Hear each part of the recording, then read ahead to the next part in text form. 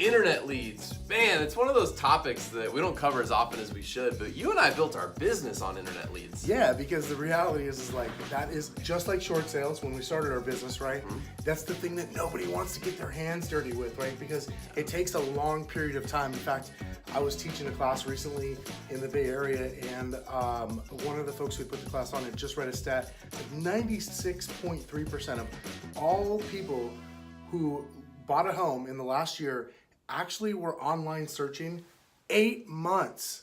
8 months prior to contacting a realtor. Wow. So let that sink in. Like, this is all about, like, what is it? It's about long-term follow-up, scripts, getting in front of people over and over again, and just sort of, it's like winning a war of attrition. Yeah. And I find you mentioned scripts, right? I find sometimes that maybe we get bored saying the same thing, or so we try to get creative, or maybe we truly do need to revitalize our scripts a little bit, right? Maybe we need some new, arrows for our arsenal, we need some more tools in our tool belt, if you will. Sometimes we need to do it for us, right? Because we're bored with it, right? And if we're bored, that can come through in the conversation. But the other piece of it, sometimes like the market's changed and a different message needs to be heard or said, and something that resonated, say, 5 years ago doesn't necessarily resonate today. So I know you came across some new scripts recently in a training that you were doing. Yeah, I was listening to a gentleman by the name of Barry Jenkins. He's one of the top, if not the top agent at Better Homes and Gardens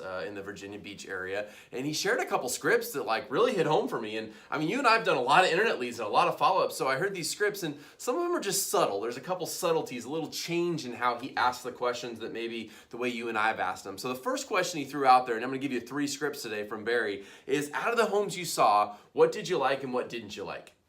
Just a basic question. If somebody's browsing online, no matter where the lead came from, like, could you not just say, out of the homes you saw, which homes did you like, what didn't you like? What I like is that gives somebody the chance to respond with more than a yes or no. Yes, it's an open-ended question. And it requires some thought on their process. And the whole point of a script is to get them into this conversation and this dialogue with you so you can help them get what they want. So I love that. That's a great script. I'm going to start using that. Yeah, and then the second one I loved is sort of this, like putting you in this perfect case scenario, right? And he starts the script out by saying, if I could wave a magic wand. Yeah. I was like, I love that, because I'll sometimes say a perfect world scenario, but if I could wave a magic wand, like, I like that. Who's gonna get mad when you say that to him, right? Setting money aside. So now I just said, if I could wave a magic wand, we're gonna set money aside for a minute, right? When would you like to be in your new home? Ooh, I'm trying to nail down that time frame, right? And I'm trying to really find out what's going on there. And I really just like the wording on that script. It really is a good one. I mean, my daughter has both my daughters actually have magic wands. You should wave it while you're on the phone with your next internet lead. I think what I'm going to do is I'm going to bring them into the office and we're going to start using them here in our offices, no doubt about it. I think you could send that out as a video text. I know you're big on video text. You could start video texting your internet leads. If I could wave a magic... That's so lame. Okay. I'm so using it. Okay. And then the third one, Kevin, and I love this, because a lot of times we get stuck in trying to find out, are they qualified? How do I ask that question? Are you paying cash? Like, it's a tough question sometimes to ask, and then sometimes people get too fixated on it, right? Then they're like, well, I don't want to talk to you anymore if you're not qualified, and all these other things. So, but listen how he set this third question up. Do you have a friend or family in the mortgage business? Dude, I love that. Do you have a friend or family member in the mortgage? Soft way to open up that conversation. Super soft, non-defensive. It gives the lead, the client, the potential client, the human being, the opportunity to just sort of open up and share with you where they're at.